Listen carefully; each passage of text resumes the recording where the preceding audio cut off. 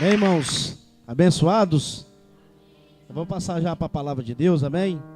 Pastor Divino já se encontra aqui, dentro da igreja. Queria convidar o presbítero Nivaldo a fazer essa oração nessa noite, para o mensageiro de Deus, amém? Quantos querem ouvir a palavra de Deus nessa noite? Amém, Jesus. Meu Deus, vamos ficar de pé, meus irmãos, amém? Estenda as suas mãos para cá.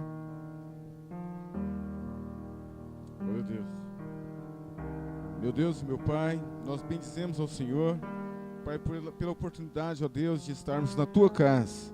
Pai, nós pedimos, Deus, que esta noite o Senhor venha ministrar, Pai, ao nosso coração. Deus, que o Senhor venha usar, Pai, o Teu servo, o Pastor Divino. Pai, que a boa mão do Senhor, Pai, esteja sobre este lugar. Deus, e que o Senhor venha transmitir, Pai, aquilo que o Senhor deseja, Pai, falar ao nosso coração. Pai, abençoa, Pai, o Teu Filho, abençoa, Pai, os nossos corações. Pai, que os nossos corações sejam a terra boa, Pai, que vai receber, Pai, a semente da Tua palavra, Pai, e dar frutos. Em nome de Jesus, usa o Teu servo, Pai, é o que nós te pedimos, em nome de Jesus.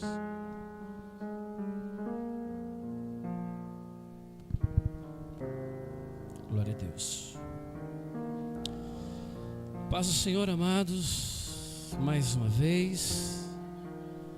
Essa semana nós nos despedimos da irmã Divina, que voltou para casa. A Divina voltou para casa do Pai, e está lá nos aguardando o dia que também nós iremos voltar para a casa do Pai. Isso deixou a gente assim com bastante saudade, né? Por ser uma pessoa tão querida, uma pessoa que participou tanto da vida da gente e que participou tanto da vida dessa igreja. Nós fizemos lá o culto de despedida na sexta-feira de manhã, e foi um culto muito bonito. Quando a pessoa serve a Deus, até o culto de despedida da pessoa é um culto bonito. Eu nem chamo um culto daquele de um culto de velório, né? Nem chamo. O culto estava tão bonito, o culto tão gostoso, o culto, tanta presença de Deus, que eu entendo que foi um culto de despedida, mas uma despedida não eterna, uma despedida até breve, né? Porque nós também vamos voltar para casa quando Deus nos chamar, né? Aprove Deus chamar a filha dele, e nós sentimos, né, essa partida. Mas Deus sabe todas as coisas, e Deus sabe o momento de cada um. Queridos, vamos para a palavra. Nós vamos ler dois textos nessa noite para a nossa meditação. Vamos ler primeiro Gênesis, capítulo 39. Abra sua Bíblia aí, livro de Gênesis, capítulo 39. Nós vamos ler dois versículos, versículo 11 e o versículo 12. E depois nós vamos para outro texto. Vamos ler primeiro esse, Gênesis capítulo 39, verso 11 e verso 12. Os irmãos encontraram? Amém? Vou ler. Sucedeu num certo dia que veio à casa para fazer o seu serviço, e nenhum dos da casa estava ali. E ela lhe pegou pela sua veste, dizendo: deita-te comigo. E ele deixou a sua veste na mão dela, e fugiu e saiu para fora. Vamos abrir agora lá em 2 Samuel, capítulo 11.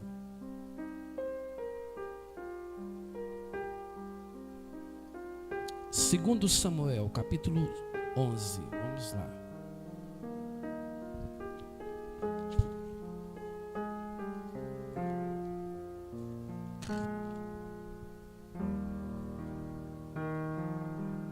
Segundo Samuel, capítulo 11. Nós vamos ler do versículo 1, do versículo 1 até o versículo 3.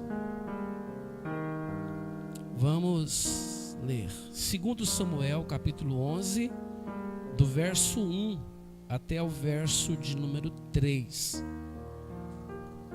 Encontraram aí, amados? Amém? Vamos ler, eu vou estar lendo. E aconteceu que, tendo decorrido 1 ano, no tempo em que os reis saem para a guerra, enviou Davi a Joabe e a seus servos com ele e a todo Israel para que destruíssem os filhos de Amon e cercassem a Rabá. Porém Davi ficou em Jerusalém. E aconteceu a hora da tarde que Davi se levantou de seu leito e andava passeando no terraço da casa real e viu do terraço uma mulher que estava lavando. E esta mulher era muito formosa à vista. E enviou Davi e perguntou por aquela mulher, e disseram: porventura não é esta Batseba, filha de Eliã e mulher de Urias, o Eteu? Vamos completar com o versículo 4. Então enviou Davi mensageiros e a mandou trazer, e entrando ela a ele, se deitou com ela, e já ela se tinha purificado da sua imundície.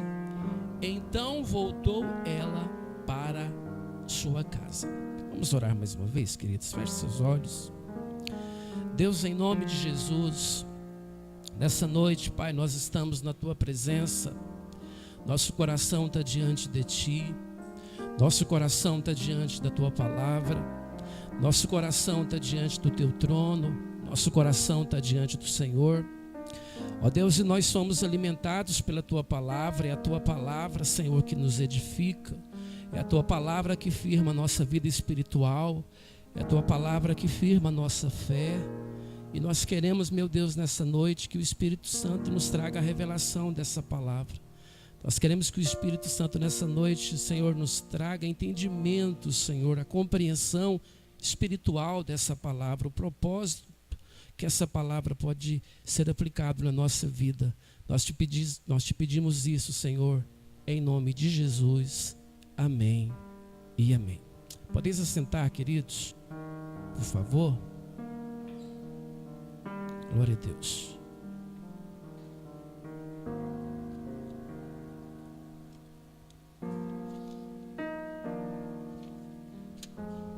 Amados, essa semana eu sentei lá no quintal de casa, numa cadeira de fio, e fiquei pensando nesses dois textos.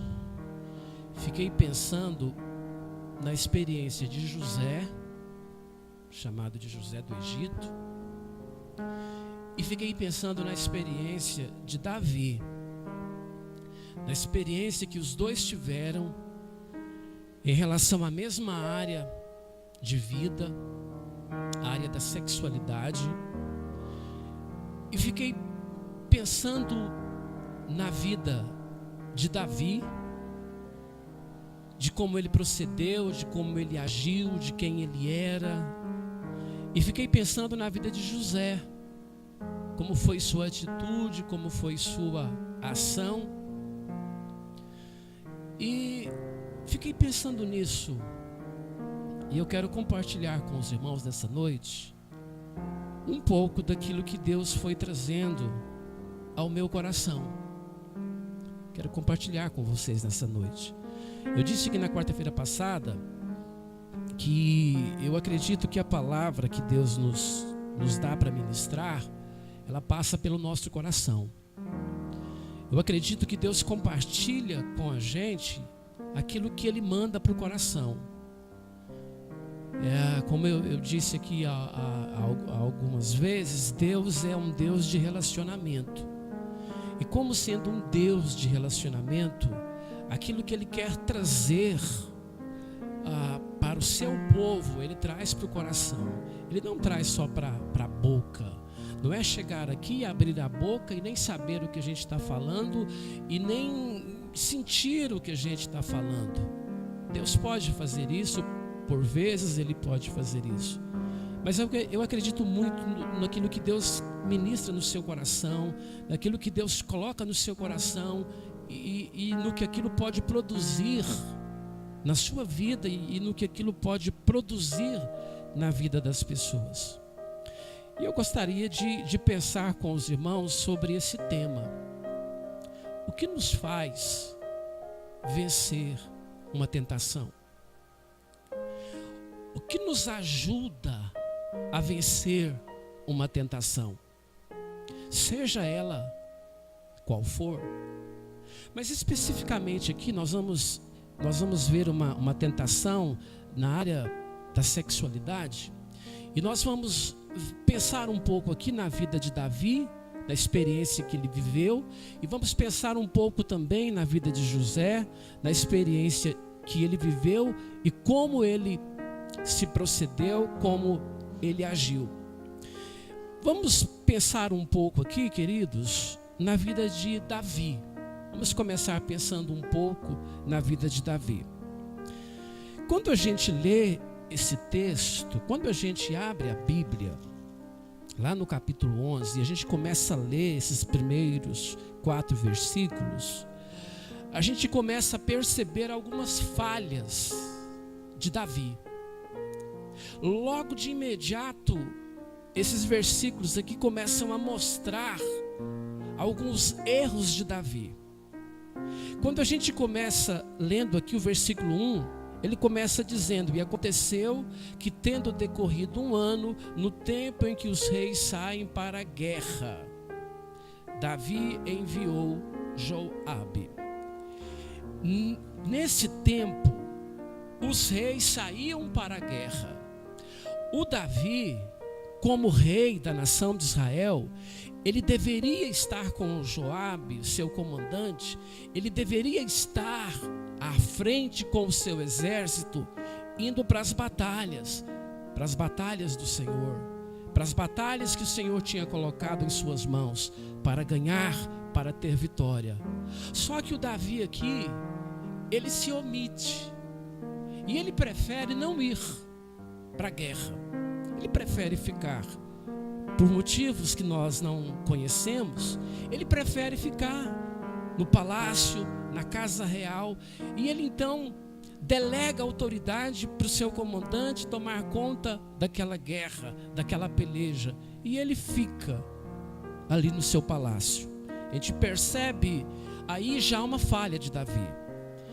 E o versículo vai dizendo ainda: e a seus servos com ele, e a todo Israel, para que destruíssem os filhos de Amon e cercassem a Rabá.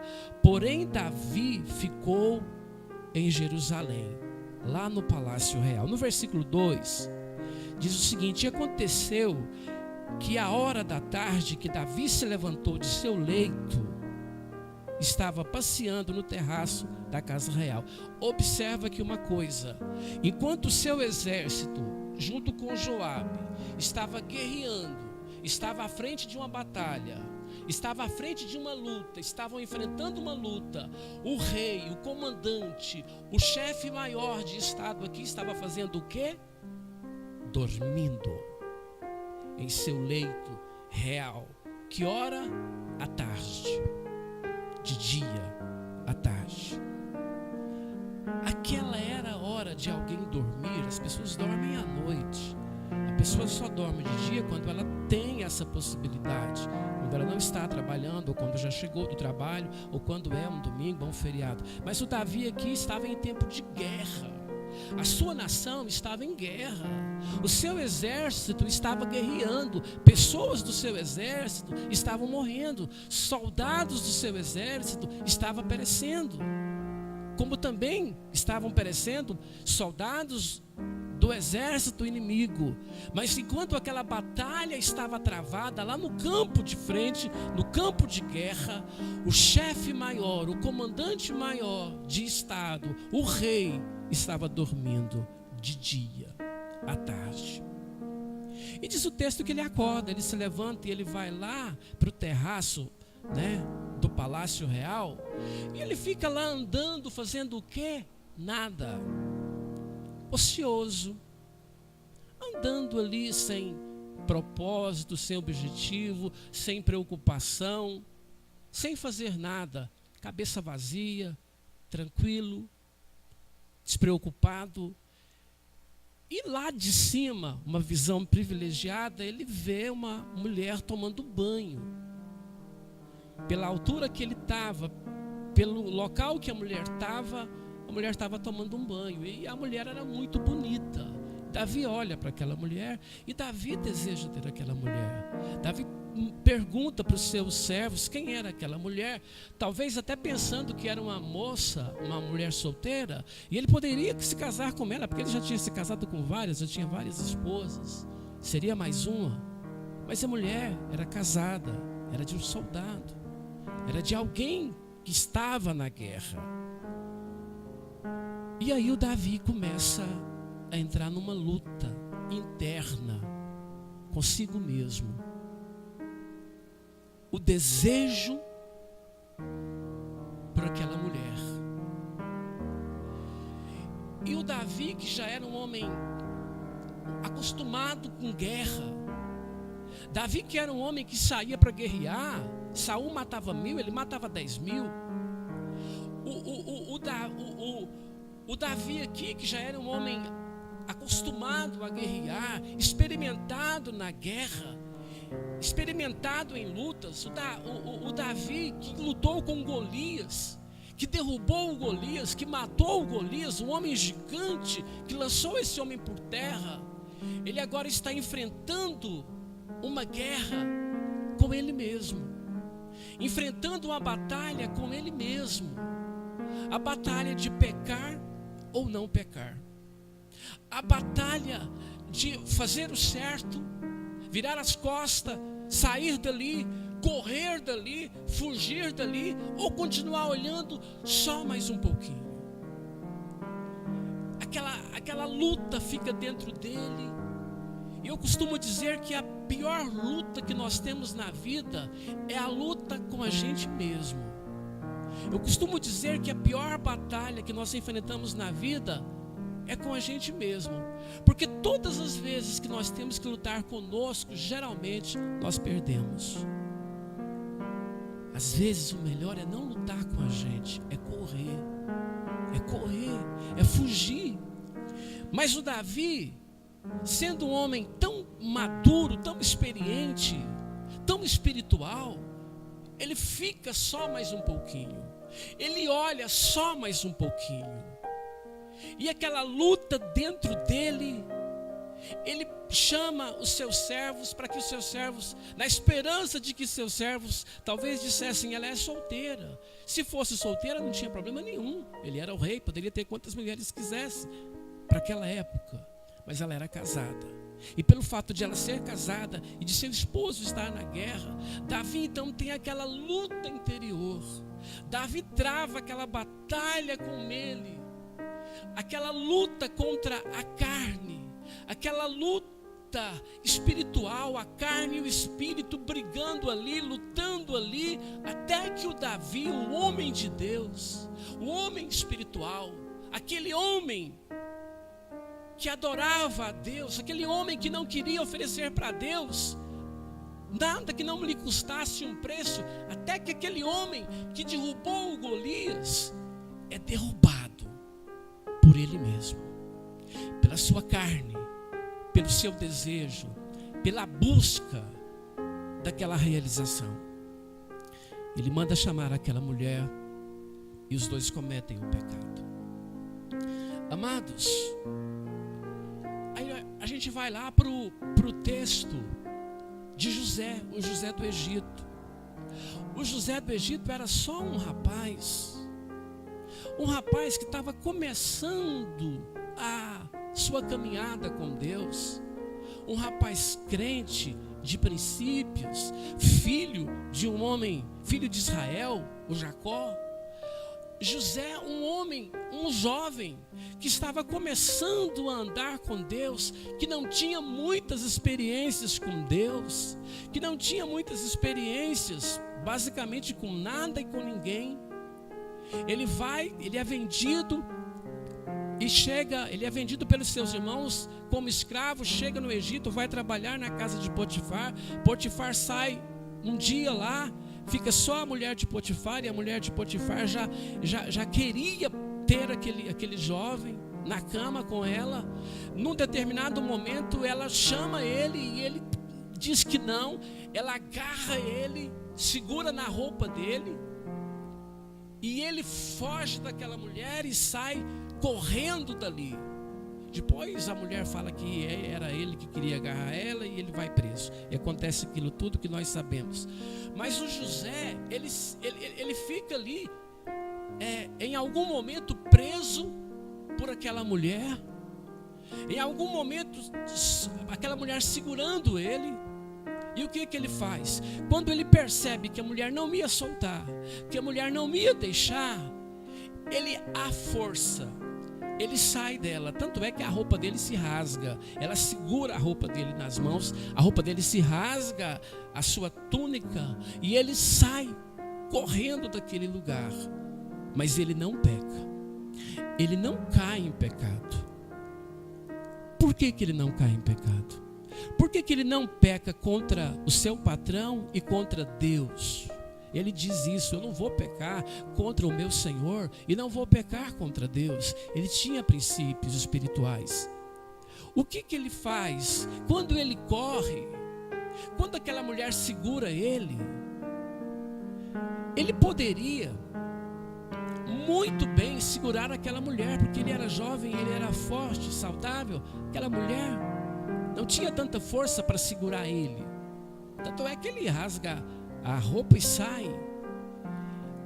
A questão ali não era ele ficar segurando ela. A questão ali não era o José pegar no braço dela e ficar segurando ela. Porque se ele pega no braço dela e fica segurando ela, e se segura mais um pouquinho, e mais um pouquinho, já estou segurando ela mesmo, né? Muita coisa poderia acontecer. Mas o José, conhecendo a si mesmo, o que ele faz? Ele corre da mulher? Não. Ele não correu da mulher, porque a mulher não poderia segurar ela. Ele correu dele. Ele correu dele. Ele correu dele mesmo, porque ele sabia que se ele ficasse ali naquela brincadeira de segura, não segura, ele poderia não resistir. Então o que ele faz? Ele corre, ele foge, ele corre dele mesmo, ele foge dele mesmo e ele vai embora. E depois ele vai para a cadeia, a mulher mente e acontece tudo aquilo que nós sabemos. Amados, mas por que o Davi, sendo um homem tão maduro, tão experiente, um homem tão de Deus, não resistiu ao pecado? E por que o José, sendo um jovem tão inexperiente ainda, por que ele vence o pecado e Davi não? Isso daqui faz a gente pensar algumas coisas. Uma delas, queridos, o que a gente pensa? A gente pensa o seguinte, que o Davi, ele passou por uma situação que muitas vezes acontece com a gente que já tem mais tempo de fé. Nós que já andamos uma estrada com Deus, que já tivemos muita experiência com Deus, nós temos a tendência de pensar que nós somos imunes ao pecado. Nós temos a tendência de achar que o pecado não tem poder sobre nós, que nós já somos vacinados, que nós já temos os anticorpos e que não existe risco algum de nós pecarmos. E é aí que a gente se engana. E é nessa de vou ficar só mais um pouquinho porque eu sou forte, eu tenho muita experiência com Deus, eu vou dar só mais uma olhadinha porque isso não vai me afetar em nada, eu tenho muitos anos com Deus. É aí que a gente perde a batalha. É aí que a gente perde a nossa luta. Quando pensamos que somos maduros o suficiente para sofrermos qualquer tentação e não cairmos. É aí que a gente falha. Uns cientistas, uma vez, pegaram um sapo para fazer uma experiência.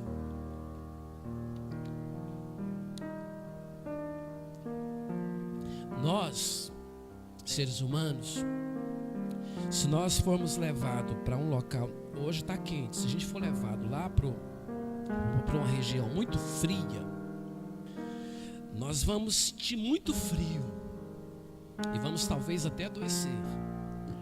Se formos levados mais para perto lá do Equador, onde a terra passa mais perto do sol, muito quente, né? Lá no Amazonas, lá naquela região mais acima, muito quente, nós poderemos até passar mal, até adoecermos, até morrermos, porque a gente não vai conseguir adaptar rapidamente nem ao frio e nem ao calor. A gente pode adoecer por causa disso. Mas os cientistas pegaram um sapo e fizeram uma experiência com o sapo. Eles descobriram que o sapo tem um mecanismo de defesa e um mecanismo de adaptação, que eles pegaram um sapo, colocaram um sapo numa panela com água, uma água na temperatura ambiente, e foram aquecendo aquela água bem pouquinho, bem devagarzinho, de maneira que o sapo não percebia que a água estava esquentando. E ele tem um mecanismo em seu corpo que vai se adaptando com a temperatura. Então ele não vai sentindo aquele choque na temperatura, porque senão ele pulava da panela. Ele tinha a liberdade para pular da panela, não estava preso, não estava amarrado, estava dentro de uma panela, ele poderia pular-se daquela panela. Mas como foi aquecendo a água bem lentamente, o mecanismo do sapo foi se adaptando com a temperatura, e foi se adaptando até que o sapo foi cozinhado e morreu. E não pulou, não reagiu. Por quê? Porque ele foi se adaptando com a temperatura da água, foi se adaptando. Então ele não teve aquele mecanismo de choque para poder pular. Nossa, está quente, vou pular daqui. Ele não teve isso. Ele foi ficando lá dentro, seu corpo foi se adaptando, até que o coração parou de bater, morreu, porque já estava muito quente, mas seu corpo estava adaptado àquela temperatura. O Davi provavelmente estava tendo uma experiência semelhante a essa. Já sou um cara muito maduro, muito crente, eu vou dar só uma olhadinha, isso não vai me afetar em nada. E foi aí que a água cozinhou Davi. E foi aí que o Davi morre, naquele período espiritual da sua vida. Porque talvez ele se achou na condição de poder até fazer aquilo que ele fez e não ser pecado. O Davi comete aquele pecado, ele comete aquele erro, manda matar, manda colocar o marido daquela mulher na frente, o marido daquela mulher morre, a mulher fica grávida, depois o filho dela morre. E foi preciso que um profeta viesse para falar com ele, a princípio, porque ele achava que aquilo era natural. Queridos, os maiores homens de Deus na face da terra caíram com pecados absurdos, porque eles achavam que eles já tinham a imunidade com relação a esse pecado e não iam cair. E quando eles caem, muitos deles se sentiram tão próximos de Deus que aquele pecado não ia fazer diferença nenhuma na vida dele, não ia afetar em nada, ninguém ia ficar sabendo. Mas Deus não vê dessa forma. Por mais crente que você seja, por mais crente que eu seja, por mais tempo que eu tenha de fé, por mais tempo que você tenha de fé, o pecado será sempre pecado, na minha vida ou na sua vida, não importa. O pecado será sempre pecado. E o pecado será mais cobrado de alguém que já andou com Deus do que de alguém que está começando a andar com Deus. O Davi era um homem que jamais poderia ter cometido esse erro, pelas experiências que ele já havia tido com Deus. Mas ele cai. A água foi esquentando até que ele foi cozido como um sapo ali naquele pecado. Mas ele não se percebe, ele não pula da panela, ele não corre, ele não foge, ele não se assusta. Ele se sente tão próximo de Deus que ele achava que podia fazer qualquer coisa, que Deus não levaria aquilo em conta. Queridos, Deus levou aquilo em conta. Deus levou aquilo em conta. Amados, o pecado na nossa vida só tem um caminho para ele: arrependimento e perdão. Eu costumo dizer, não tenta consertar quando você peca, não. Não tenta justificar para Deus porque você pecou, não. Chega para Deus e diz para Deus: Deus, eu só tenho uma coisa para dizer para o Senhor: me perdoa. Me perdoa. Não queira explicar para Deus que você pecou por causa disso ou por causa daquilo. Não tenta justificar quando você falha, quando a gente falha. Vamos chegar para Deus e dizer para Deus: Deus, me perdoa. Amados, e a gente chega a uma conclusão aqui, olhando para a vida de Davi e olhando para a vida de José, que o que nos faz vencer uma tentação, queridos, não tem outra coisa a não ser fugir dela. Fugir dela. Correr dela. O Davi teria vencido facilmente se, quando ele viu aquela mulher, ele tivesse saído dali, tivesse descido do terraço, voltado lá para dentro, deitado naquela cama, fosse dormir de novo, já que ele estava fazendo aquilo. Mas a gente percebe que o Davi lá no terraço, ele estava no lugar errado e na hora errada. Ele tinha que estar na guerra, mas ele estava lá no palácio à toa. Ele poderia ter acordado qualquer hora, mas ele acorda na hora que a mulher está tomando banho. E aí, o pecado envolve a vida dele e ele não consegue fugir. Queridos, fechando aqui essa palavra, eu vou dizer uma coisa para você. Talvez você não vai concordar comigo, ou talvez você vai concordar. Sabe por que a maioria de nós não caímos em pecados horríveis? Sabe por quê?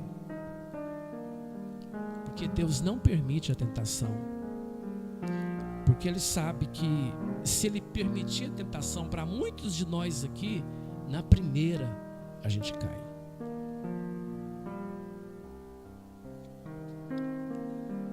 A verdade, queridos, é que Deus tem segurado muita coisa.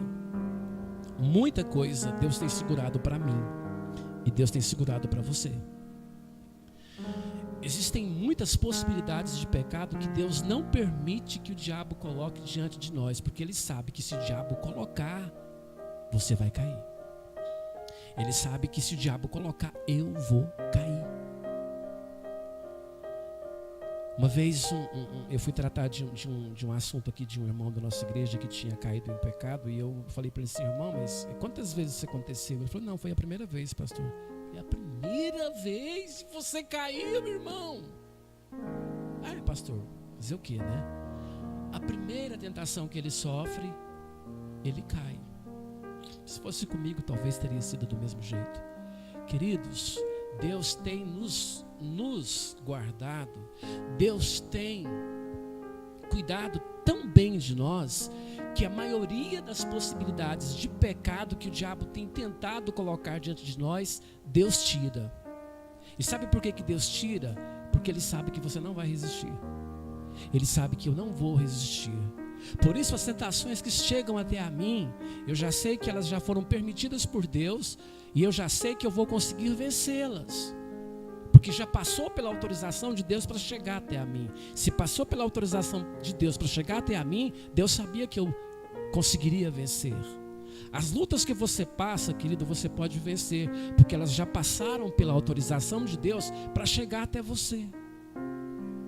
Porque aquelas lutas que Deus sabe que você não suportaria, Ele tira da maioria de nós. Mas a experiência de Davi ficou como aquela experiência de alguém que não quis correr do pecado, alguém que preferiu ficar ali só mais um pouquinho. E a experiência de José foi aquele cara que corre dele mesmo, corre das possibilidades que ele poderia fazer. Ele foge, ele corre dele mesmo. Queridos, eu quero concluir essa palavra finalizando, dizendo que nós precisamos tomar muito cuidado com o pecado, porque o pecado está fora de moda, não fala mais em pecado, ninguém fala mais em pecado. Dificilmente você vai ver alguém numa igreja pegar um microfone e falar de pecado. Mas o pecado não deixou de ser pecado, o pecado está aí, né? O pecado está aí diante de nós, e cabe a nós o quê? Vigiar, fugir, correr. O diabo, Deus manda a gente resistir, mas as tentações da carne, da mocidade, o que Deus manda a gente fazer? Fugir, corre. Não brinca não. Amados, e nessa noite então eu quero deixar essa palavra com você. Não vamos deixar a água esquentar sem a gente perceber. Não vamos deixar a coisa ir tão longe como Davi deixou. Pelo contrário, vamos sentir o choque da água. A água está esquentando, vou pular fora. O José pulou fora, correu, não pecou, e Deus o abençoou grandemente lá na frente, por conta dessa fidelidade que ele teve a Deus. O Davi sofreu as consequências, o seu povo sofreu as consequências por causa desse pecado. Queridos, pecado tem consequência. Deus perdoa, mas as consequências podem ficar. Cabe a nós, queridos, fugir do pecado e não nos deixarmos envolvermos de forma alguma com o pecado. Amém, queridos? Vamos ficar de pé? Vamos orar? Glória a Deus. Vamos orar. Senhor, em nome de Jesus, nós estamos nessa noite, Pai, na Tua presença. Estamos olhando aqui, Senhor, para a vida de Davi, um grande homem de Deus, que foi perdoado pelo Senhor. Estamos vendo aqui a vida de José, Senhor, um jovem também na Tua presença.